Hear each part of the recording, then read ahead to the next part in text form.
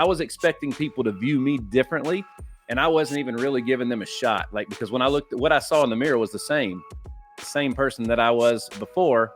And I'm trying to say, hey, I'm different now. Yet I wasn't giving them, the packaging wasn't proper, right? So once I started to make that change, I changed everything about me. Whatever anybody else did, I kind of went the opposite direction to create separation from the pack.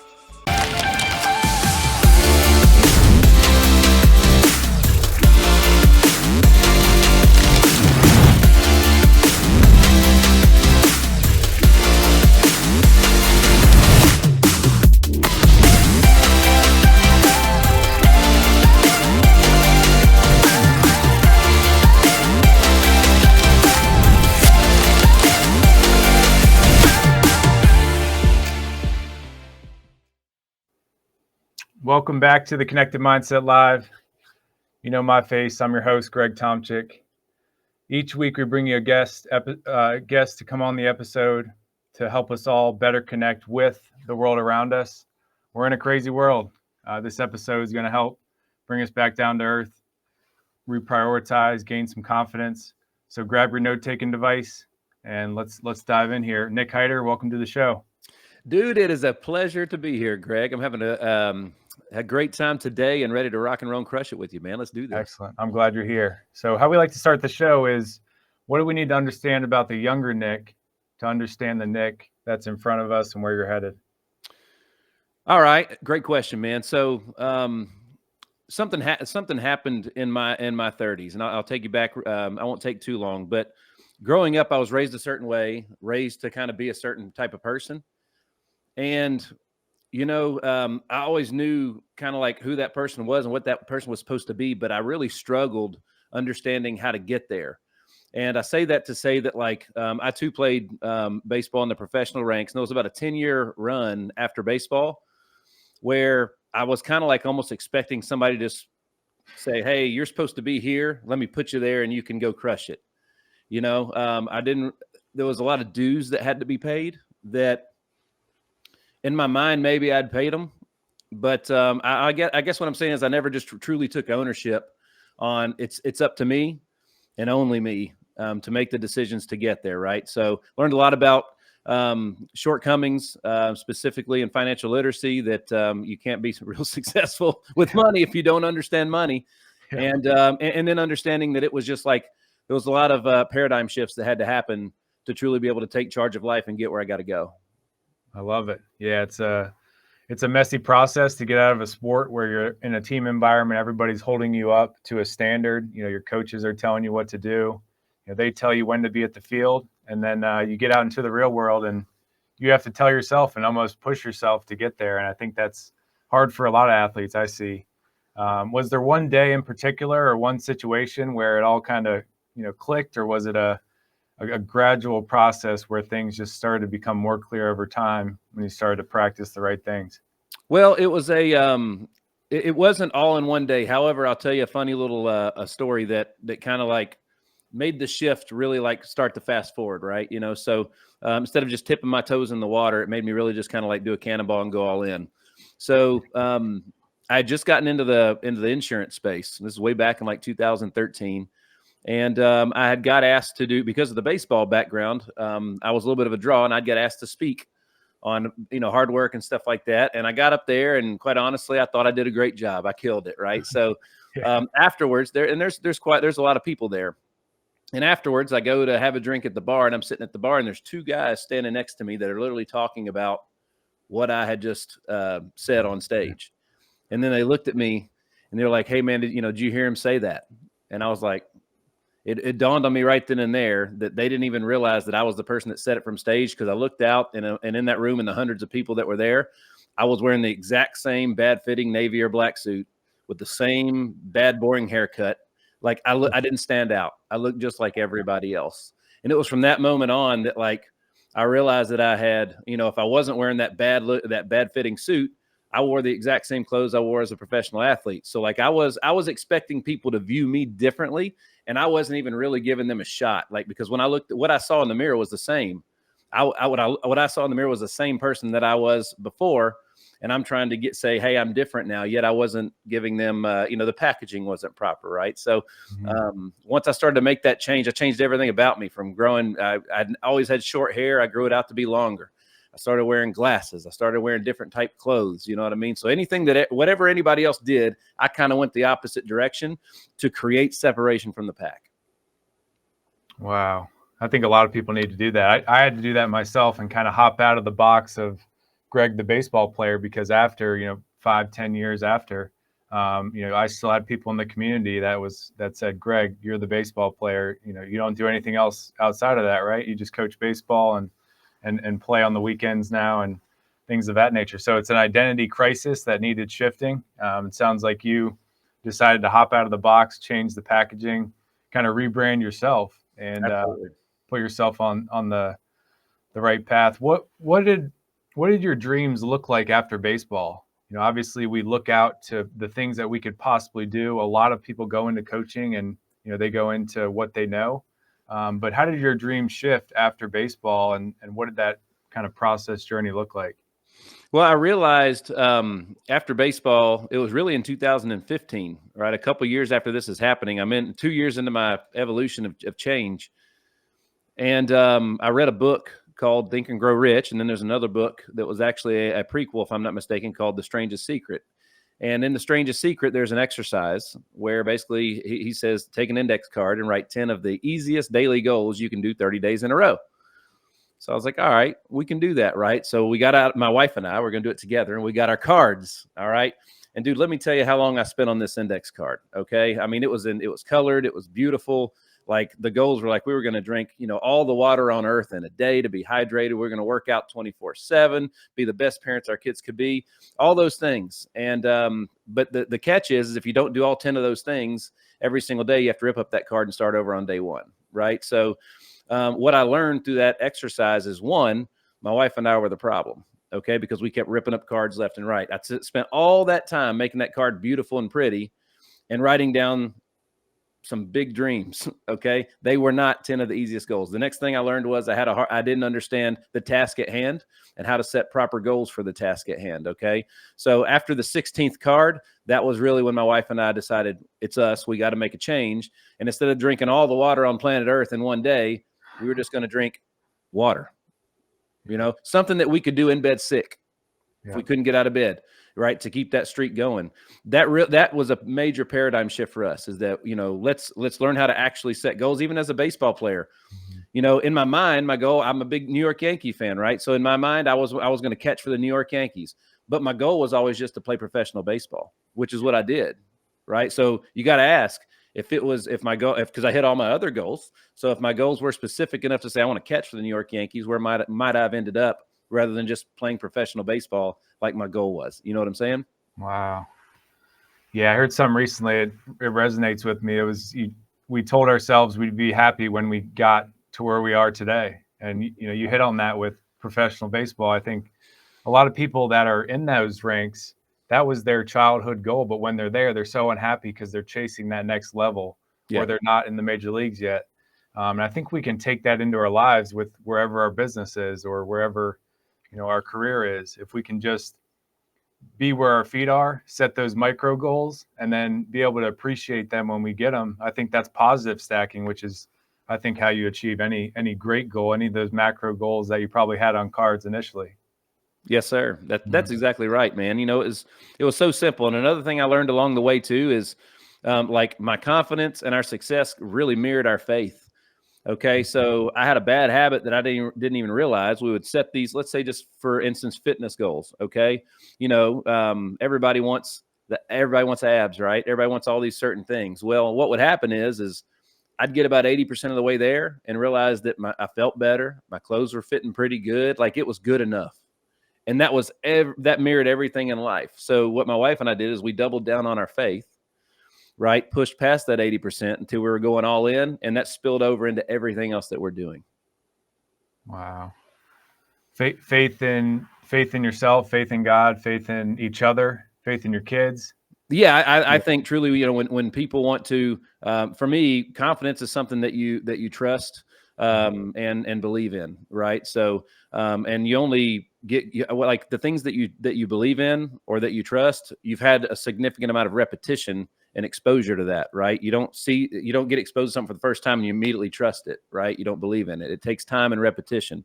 So for me, it starts with my faith in God and Jesus Christ, and then it spills over into everything else in me, right? So the more strength I have in my faith, the more confidence I have in myself, because that's where I find it, right? Yeah, when you think about confidence, because I think a lot of athletes are confident by nature because you had to be in order to push through those hard scenarios. The ball's not going your way that day. How do you look at confidence today as a muscle to be able to build? I think a lot of people listening in today, they're building companies and their confidence gets destroyed every day, and then they had to wake up and continue to put their feet on the ground and keep going. Well, first of all, every storm runs out of rain, right? And the other thing too is there's a story about the difference between cattle and bison, if I'm not mistaken, right? And one of them runs into the storm and the other one runs away from it. And the one that runs into the storm actually spends the least amount of time in it because it runs through it, right? And confidence, man, is a skill, 100%. Okay, confidence is the memory of previous success, right? So if that's the case, who controls your mind and your thoughts?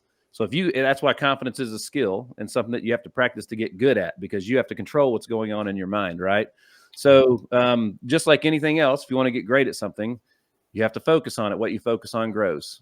All right. So, and again, you can learn a lot about golf by watching videos on YouTube, but you really get good at it by going out, and you've exposed yourself to the information and knowledge. Now you got to go out and really hone in on that craft. You know what I mean? Mm-hmm. Yeah, that's the beautiful mess part. As I say, it's it gets messy, but if you can have that place to return to, and I think that's the confidence, skill and muscle to be able to come back to it when the storm, starts, to be able to go back into it if you have to, if it throws you out, which I think happens to a lot of people, and we don't go back into it because now fear gets the best of us, and we got to continue to build that muscle. So I love how you define that. Absolutely, man. Like, I think God puts all the blessings on the other side of that struggle, because you have to be in a position to receive whatever's coming to you, right? Mm-hmm. And I think a lot of times something has to be removed from your life to create room for the next thing. Okay, and those things they call them growing pains for a reason, right? They're painful, and the pain, the growth or the change is inevitable, but the growth is the optional part. That's up to you. Mm-hmm. Yeah, I love that.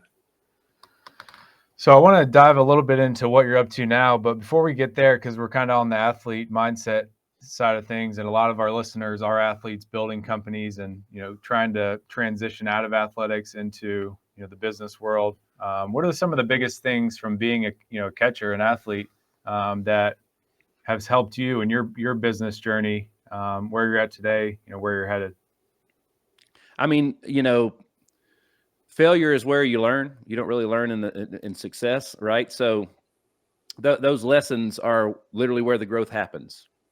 Every time you learn something new, you learn a new skill, you learn how to hone in on something, that you just grew as a person, right? Your abilities and what you just that's why it's so important to have great relationships and be in proximity to people that build you up, and somebody that you can kind of lean on.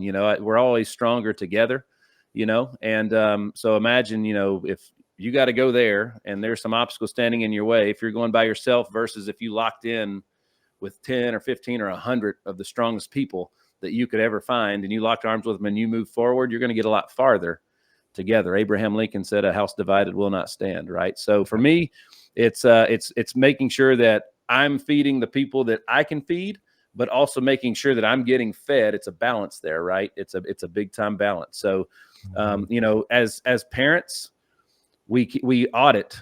We keep up with who our kids hang out with. Hey, man, that kid gets in trouble all the time. Don't hang out with him. Do we do that for ourselves? Yeah, right. You know what I mean? Do we do that for ourselves? Mm-hmm. Yeah, I think that's for a lot of people, the people-pleasing aspect. They're so outward-facing that they never look intrinsically. And I noticed that through various phases I was going through in business is, I was trying to serve the customer so heavily that I didn't focus on what was going on internally with our business, with our folks, to be able to be on the same page. It was just, let's serve the customer so well that it'll fix some of the broken things that are taking place on our team. And it was never the right way until I was able to kind of look back and say, is the team fed? Everybody, the client's fed, but is the team fed? And it's a painful process to go through that, because you have to look back at yourself like you and your wife did to say, it's us. It's not them, because it's easier to point your finger at somebody else. I want to be remembered as a brave and smart man. And if the plane was going down and I didn't put the oxygen mask on myself first, I'd be remembered as a brave man, not a smart man, right? But if I put the mask on myself and then maybe save some people, I'd be remembered as a smart and brave man. Yeah. Oh yeah, I like that. Brave and smart. That's a thoughtful way to put it. So what are you up to now? What's going on in Nick's life now? I actually listened to the episode with you and your wife. Incredible episode on your show. Definitely recommend everybody go check that out. Thank you. But what are you guys up to now? What are you focused on? What are you bringing to the world? Well, there's a couple of big things, and I don't know exactly when this episode will come out. If it's like mine, it could be 6 to 8 weeks. But something that I can. We got a big opportunity that we're finalizing right now. I can kind of tell you what it is because it's got a green light. About to go on a little bit of a speaking tour, 50 dates in 16 cities over the next 6 months. And, and then there's a bunch of, I have a great relationship, a great partnership with Central Coast Creatives and Eagle Eye Experience, which is a tech and install and a media company. And we're working on some big things with Coach Michael Burt at the Greatness Factory here in downtown Nashville. And we're really about to, in the world of payment processing, I can't speak to it too much because it's in the finalization of a few things. But as far as from an international perspective, we're making a big dent in some things. Excellent. Was that how you got started after baseball in the payment processing space? Was that kind of your first endeavor? Or? No, we got into the nightclub and restaurant industry. So when you were in Nashville, you would have walked past, if you're on Broadway, you would have walked past a spot or two that I originally owned back in the day and maybe even found it. Okay. From there in 13 at rock bottom, I got into the world of health insurance. And that was honestly what changed our life. Because the insurance company that we built a relationship with, their model actually was the perfect fit for me to become the best. It gave me room to grow and become the best version of myself that I could. And it also gave me a chance through, I didn't realize it at the time, but through ministry to help so many other people on top of build an outstanding book of business and from a financial perspective, really change our life. Wow. Yeah. Health insurance is complex. It's one of those things I think a lot of people don't understand. And I'm sure, through that journey, you kind of looked at your own health. And I think some of those things that are, it's kind of a win-win-win. It's that triple win where it's benefiting you, it's benefiting the person you're serving, and then it's benefiting the community because everybody's a little bit more aware of their health insurance and the way that they take care of themselves. So when you say health insurance, is that any type of health insurance? Is it for specific types of people that you're going after? What does that look like? Well, it's 64 years of age and under. Okay. Individuals, families, small businesses, 49 employees or less. That's really the market. And we covered 34 states, I believe, that we still cover. We still have the original agency, and we're still attached to a few other agencies as well. And my wife is incredible at that, and she's really the back end and the face of our original agency today. Wow, what have you learned about health? Health is important. People say health, time, relationships, money. A lot of people prioritize money, and we got to pay the bills. But what have you learned about health from being in that space? Because when you start talking about health insurance, I'm sure people tell you all kinds of things about their health, about their family's history. Anything that sticks out that you've learned about health that you feel the folks listening in need to hear? Well, first of all, health starts in your mind. All right. So, I'm 43 years old as I sit today. Things, I'm at that age where I don't really know if I'm injured or if that's just the way things are today, when they hurt. So I would just say, even as a professional athlete, what's available, the information that's available to me as not a professional athlete is is light years ahead of what we had access to back in 2003 to 2007 when I was playing professionally. Right. So, it started like, gosh, we just trusted everything when it came to food. We based everything based on taste. I can remember when McDonald's first came out with the yogurt parfait, people were eating that like it was a healthy alternative, and because we were so blinded with trust, we didn't actually like look into the ingredients and figure out, what is it like. Can you imagine putting in diesel fuel in your car if it's not supposed to run on diesel?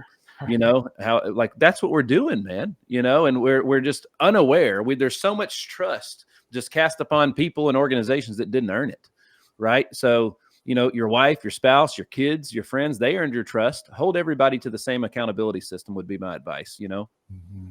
Wow. I love how you put the trust piece. I talk a lot about trust. That's what I normally go speak at events about, is building trust. A lot of people trust by default as opposed to requiring that thing, the person, that organization to build trust with you first, and then you trust it. And I think, that aspect for a lot of people is very important as opposed to just trusting blindly. They have to earn it. And that's a perfect case scenario of just saying this is a unhealthy restaurant, but they're coming out with a healthy alternative. It's healthy. Right. That's exactly right. Literally one of the unhealthiest things, again, it's fast food, not healthy food. Right. Okay. Yeah. Right. So if it's, it's almost like if it's going to be good for you, cheap or fast, but you only get to pick 2 out of the 3. You know what I mean? So if it's going to be good for you and cheap, it ain't going to be fast. If it's going to be fast and cheap, it ain't going to be good for you. Yeah. Wow. Yeah. It sounds like you've also dove into quite a few avenues of business, different industries. You said restaurant, health insurance. Mm-hmm. What are some of the business lessons? I think it's, most people go back to the people that you bring on the team. Obviously team's huge for us because we're athletes, and as a catcher, you were leading the team from behind the plate. What are some of the lessons you've learned through, successes and failures in your business life that folks listening in can kind of take away into their own companies? There's when you look at all successful businesses, let's just say, okay, well, they're going to have a certain, no matter what industry they're in, they're going to have certain things in common. Mm-hmm. Okay. They're going to do certain things well that other people alike do well. Okay. They're also going to they might have some of the same struggles or problems, right? So we have unlimited access to pretty much any brand, anybody that, through the internet that you want. So what I've learned to do is just really start to, understand when I'm struggling with something, the people that I look up to that have kind of already paved the way for me, broke down some barriers or done some things that I'm wanting to do. They just did it first. Did they have those struggles? What are they doing well? And am I doing those things well? And that was the harshest reality for me is back then when I first started doing that, I would say, oh, they did that, but I'm different. I'm going to do it this way and not do that thing. Right. So somebody explained to me one time, Nick, no matter what shape, size, or location a house is, there are certain things that make a house a house. Mm-hmm. Right. So when it comes to successful business, there's certain things that successful businesses are going to do well. They're going to have a certain amount of revenue based on a certain amount of expense. They're going to have a certain amount of market share. They're going to have a certain amount of access to that market. They're going to have a good advertising or marketing campaign.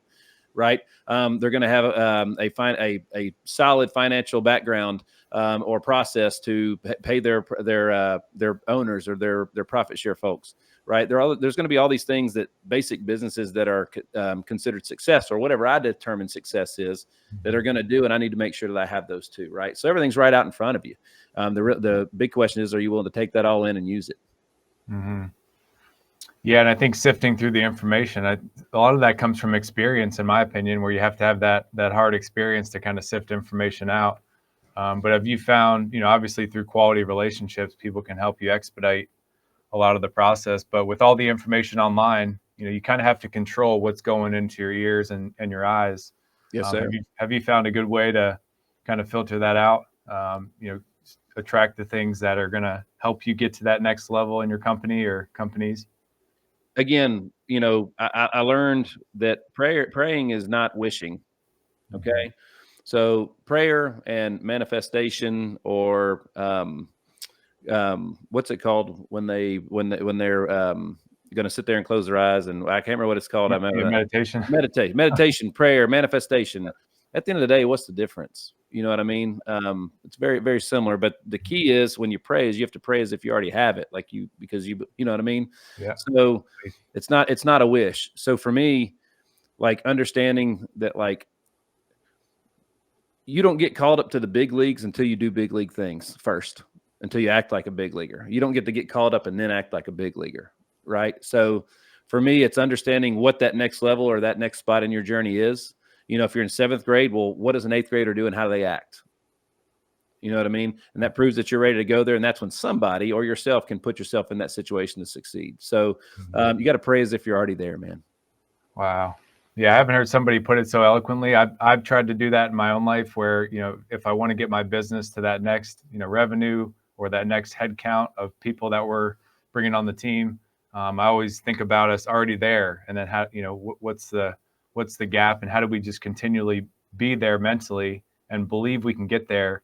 And oftentimes it happens. But when we think about, you know, this big goal and, you know, it's a year from now and we set that timeline, oftentimes, you know, we miss it because right. we don't believe that we are there now and we're moving in that direction. So I think that's huge for folks listening in. Anything you've seen from a leadership standpoint, the things leaders do differently? I love to ask this to athletes because I saw so many things the great coaches did that I see today that the great business leaders do. And, you know, there's a lot of consistencies, just like you said, with those great businesses and great leaders. Anything from a leadership standpoint that sticks out to you? You know, good coaches had these attributes that you kind of strive for in your business life? Well, you know, a great leader is going to lead from the front from a certain degree. And a great leader really knows their people. So the people that they're leading that are in there, a great leader is going to control the culture first and foremost. Okay, they're going to really set the culture, set the standard on what that looks like, and they're going to define what that standard is for whatever it is you guys are trying to achieve. And then they're going to lead from a position of excellence in all those aspects, right? So even if, you know, a 60-year-old coach who's a great leader, you know, he may not be able to outrun everybody, and, you know, if it's a track team or something like that, but he's gonna be able to set the mindset and the tone to be able to do that. There's a movie, I think it's called Facing the Giants, and there's a scene where a guy's got to carry a guy on his back. You know, I think they were just wanting. He said, just go 50 yards, but you got to do it blindfolded. And he ended up doing 100 yards, and it inspired everybody on the team.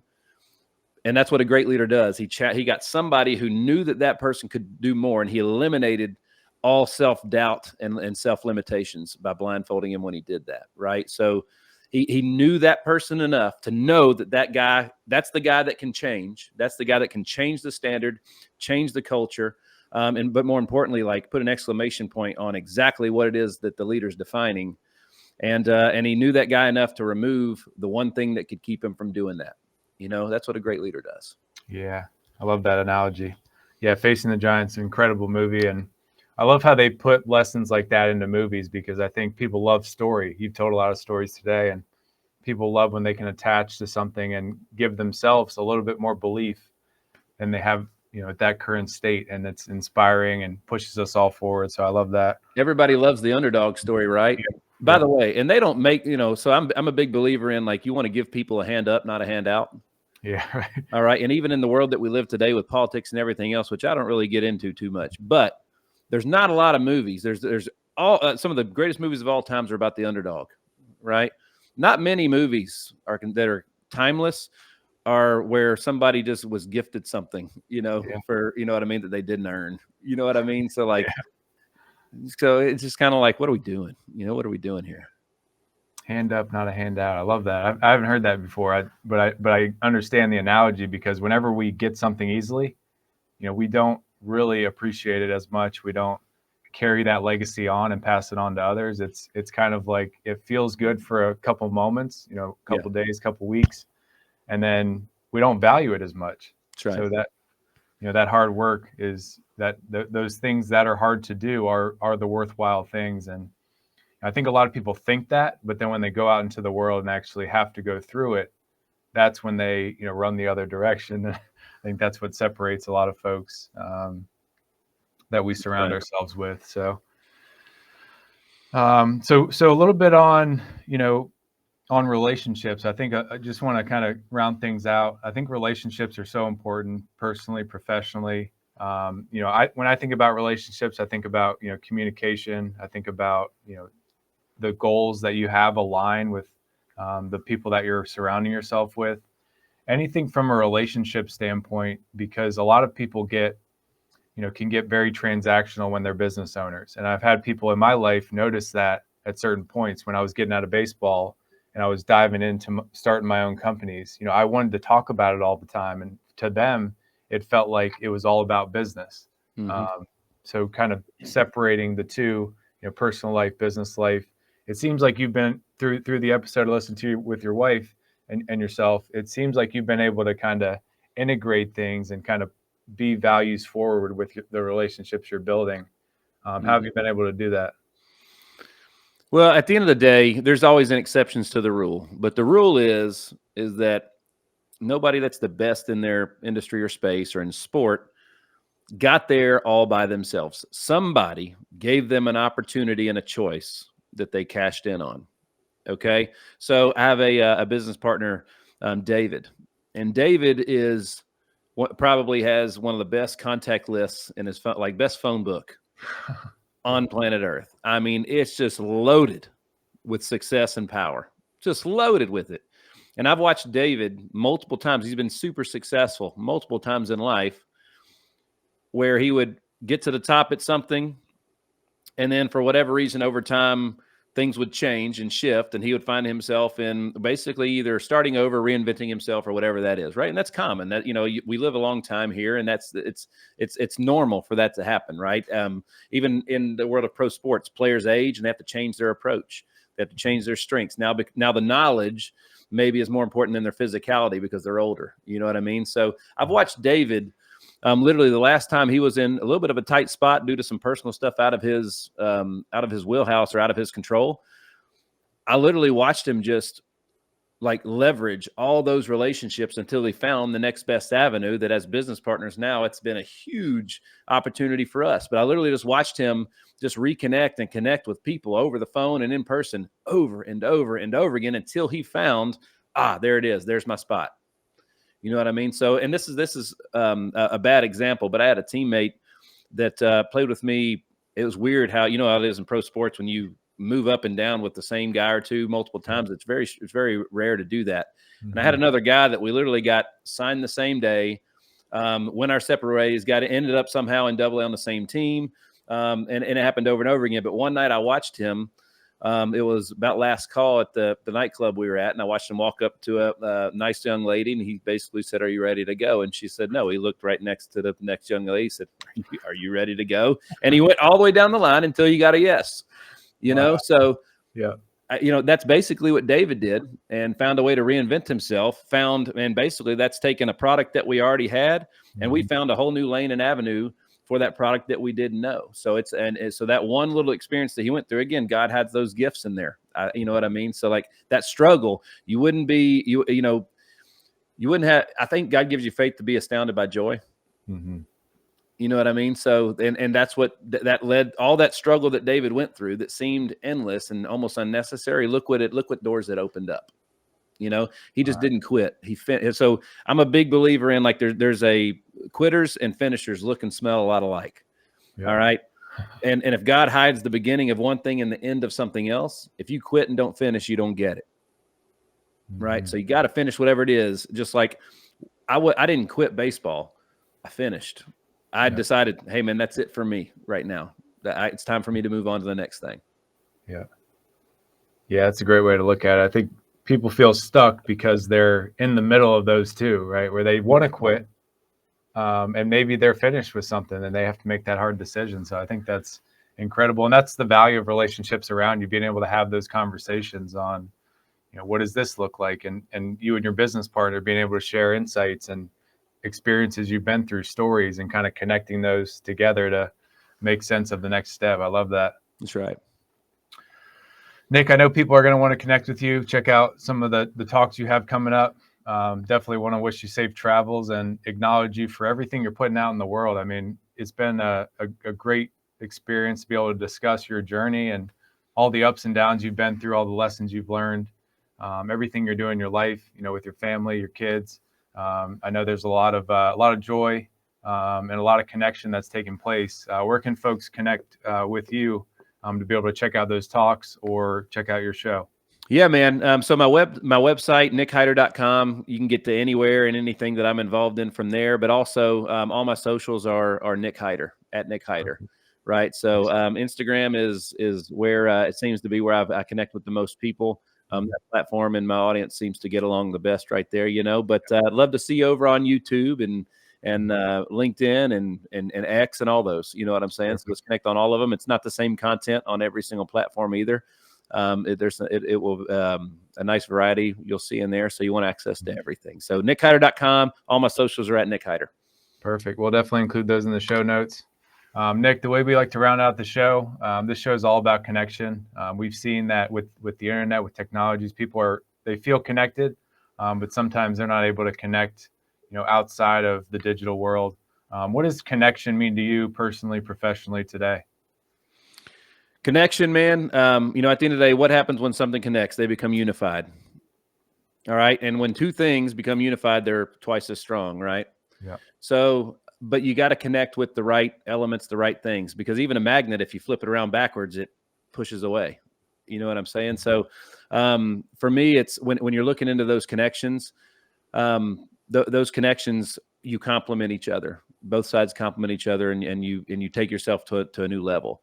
So I would advise everybody, and I have the same talk with my 15-year-old son all the time. He gets asked to do a lot of things with friends, right? Well, guess what? He's got very big aspirations and very big goals. And the thing that I have to remind him the most of is, hey man, I know that that's fun, but you got to ask yourself, if that's what everybody else is doing, they're not going where you said you wanted to go. So you've got to make a choice here. And every choice you make is either going to take you towards your goal or away from it, even the subconscious ones. Right. Mm-hmm. And you got to be aware of that. So the biggest thing is, let's just start with connecting you and your time, man. When you look, we all get the same 24 hours. How come some people can do so much more with the same 24 hours than others? Right. Mm-hmm. And it's those choices. So when it comes to your connections, I would say, man, be very, very, very diligent in vetting out all of your connections, because they're either taking you towards your goal or away from it. Yeah. Debits or credits. Nick, that packs a punch. Thanks so much for joining us, and looking forward to continuing the conversation and seeing all the great things you continue to put out in the world. Let's go.